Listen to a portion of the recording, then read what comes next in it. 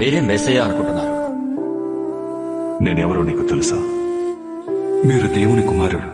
ఆయన మెస్సయ్య అయితే మన ప్రాణాలను ఎందుకు ప్రమాదంలోకి నెడతాడు? ఆయన చూపే మార్గాన్ని మనం విశ్వసించాలి. భయపడకండి, దేవుని మీద నమ్మకం ఉంచండి, నా మీద కూడా నమ్మకం ఉంచండి. నేను వెళ్లే మార్గం ఏంటో మీకు తెలుసు. మీరెక్కడికి వెళ్తున్నారని మాకెలా తెలుస్తుంది? నేనే మార్గమై ఉన్నాను, నేనే సత్యం, నేనే జీవం. ఆల్ఫాని కూడా నేనే, ఒమేగాని కూడా నేనే, ఆది అంతం నేనే. మొదటి వాడిని నేనే, కడపటి వాడిని నేనే.